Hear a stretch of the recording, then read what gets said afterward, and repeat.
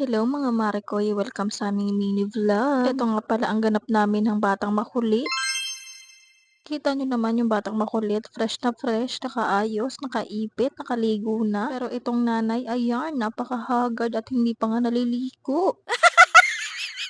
At dahil wala nga kaming kapaguran mag-ina, eto nga at naglalakad na naman kaming dalawa. O diba, napaka-fresh ng Batang Makulit at napaka-sexy. Huy, baka mana sa akin yan. Charot.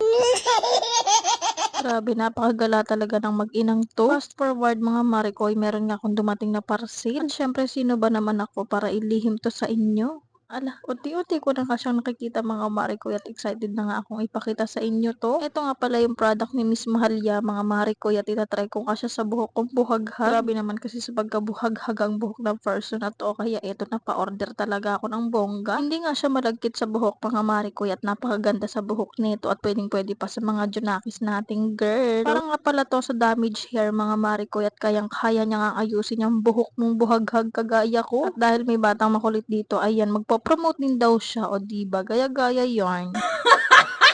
At syempre hindi lang ako ang dapat maipubutol, siya rin. Sa TikTok shop lang din namin yan na-order mga Marikoy at ang cute-cute nga niyan, o 'di ba gumagalaw pa yung tenga kapag pinipindot yan. Dada nga pala niya yung nagbayad niyan mga Marikoy pero ako lang yung nag-order. Kaya ayan ipapakita niya rin sa inyo, o 'di ba napaka-cute na, umiilaw pa. Saan ka pa? Check out mo na yan. Ala, grabe naman talaga, napaaga na nga ang pamasko ng Batang Makulit na 'to. Kaya sa Pasko wala na, tama na yan. Ala.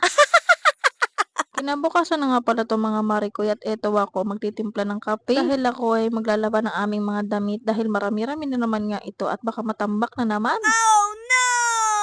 Pero bago nga ako maglaba mga Marikoy, eto nga at magkakape muna ako dahil wala pang almusal ang mima nyo. Huy, diet na yarn, charing! Walang magda-diet sa pamilyang 'to. Ala, o 'di ba kita nyo naman kung gaano kadami na nga itong aking labahan, kaya naman sisimulan na natin 'to. Habang ako ay nag-iipon ng tubig sa washing, eto nga at nagkakape ang person. Mga bandang tanghali nga pala 'to mga Marikoy at eto nandito kami sa school. Dahil ako nga ang magsusundo sa mga bagets at kita nyo naman nandito na nga si Ate Seya. Siyempre andito rin ang Batang Makulit, hindi pwedeng hindi isama yan. Dahil maladaragon kung magtampo ang batang yan. At ng mga oras na yan mga Marikoy, nakaligo na nga siya, naipitan ko na, mabango na. Kaya ayan, tahimik na siya at inaantok-antok na nga. O diba, sana all nakaligo na, sana all fresh na.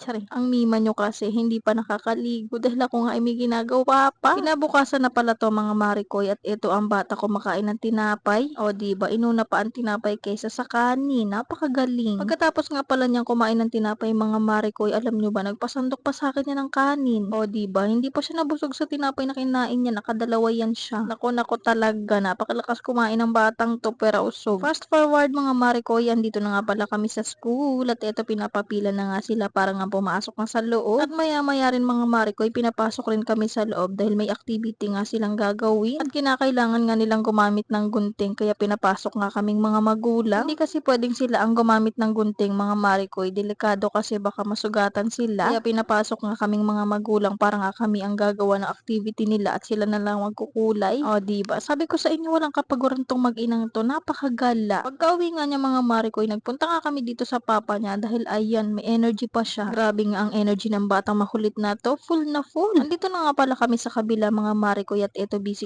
nga ang mima nyo. Nagpagpag kasi ako ng higaan namin para nga mamaya ay matutulog na nga lang. At naglinis na rin ng kaunti dahil medyo makalat na naman nga dito sa taas. Huy, hindi lang medyo, sobrang kalat talaga. Wala pa kasi ako sa mood maglinis-linis dito sa taas kaya pagpag na lang muna, next time na lang. Fast forward, tapos na ako magpagpag, magayos, magligpit ng kung anik-anik. Kaya ayun, nilinisin ko na rin ang Batang Makulit. O diba, napakabango niya na, matutulog na lang talaga siya. Sana all na lang talaga nakapaglinis na. O diba, pagkatapos maglinis, tamang pakyut na lang sa camera. Huy, sino ko dyan? Syempre ako rin tamang pakyut rin. Like mother, like daughter yarn.